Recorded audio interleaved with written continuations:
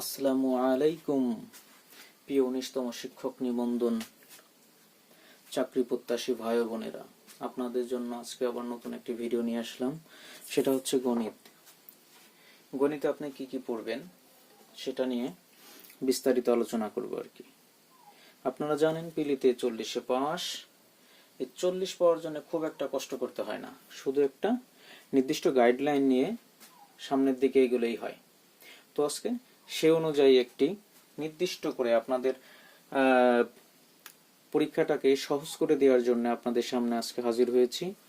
গণিত নিয়ে আপনি কি কি করবেন এবং কোথা থেকে করবেন, কতটুকু করবেন, এটা জানা সব থেকে বেশি জরুরি। যে আপনি কি করবেন, কতটুকু করবেন, এইটা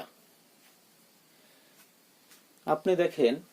যদি মনে করেন যে আমি একটা বই নিলাম, যে কোনো ডাইজেস্ট নিতে পারেন, তো সেটা নিয়ে আপনি পড়লেন, এই মাথা থেকে ওই মাথা পর্যন্ত কিচ্ছু আপনি অ্যান্সার করতে পারলেন না, 40 পেলেন না, তো কি লাভ হবে বলেন? এই জন্য হচ্ছে নির্দিষ্ট করে অল্প একটু পড়েন, কিন্তু সেইখান থেকে ভালো করে পড়েন, বুঝে শুনে পড়েন। তো সেইটা নিয়ে আজকে আপনাদের সামনে হাজির হয়েছি। বেশি কথা বাড়াবো না, চলে যায়। পাটিগণিত থেকে আপনি যেটা পড়বেন ঐকিক নিয়ম শুধুমাত্র, আমি আবারও বলতেছি, শুধুমাত্র বিগত নিবন্ধন ছাড়া আপনার কিচ্ছু করার প্রয়োজন নাই। ঐকিক নিয়ম বলেন, এখানে ঐকিক নিয়ম লাভ ক্ষতি, সুদ কষা, অনুপাত, পিতা পুত্র, গড়, শতকরা, লসাগু গসাগু, সংখ্যা পদ্ধতি, আপনি সবগুলো শুধুমাত্র আপনি বিগত নিবন্ধনগুলো পড়ে যান। আর যদি একটু বেশি করতে চান তো সর্বোচ্চ প্রাইমারি গুলো করতে পারেন, তাতে আপনার কমন পড়ে যাবে। আপনার 40 পাওয়ার জন্য অত খুব একটা কঠোর পরিশ্রমের প্রয়োজন নাই। আপনি এই পিলির জন্য যতটা সময় ইনভেস্ট করবেন তার 3 গুণ সময় আপনাকে ইনভেস্ট করা উচিত শুধুমাত্র লিখিতর জন্য। কারণ লিখিততে এইখানে হচ্ছে মূল খেলাটা, যেটা আপনি লিখিততে যদি ভালো করতে না পারেন তাহলে কিন্তু আপনি পারবেন না, নিবন্ধনে শিক্ষক হতে পারবেন না। এই জন্য আপনার পিলির থেকেও বেশি জরুরি যেটা, সেটা লিখিততে গুরুত্ব দেওয়া। এই জন্যে পিলিতে যদি 1 ঘন্টা সময় দেন তাহলে রিটেনের জন্য অবশ্যই আপনার 3 থেকে 4 ঘন্টা সময় দেওয়া খুবই জরুরি, খুবই খুবই খুবই জরুরি।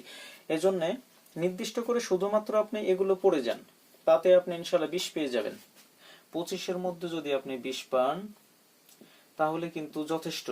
আর অন্য যে 3টা টপিক আছে তার থেকে আপনার 20 পেলেই হবে, 40 পেলেই পাস।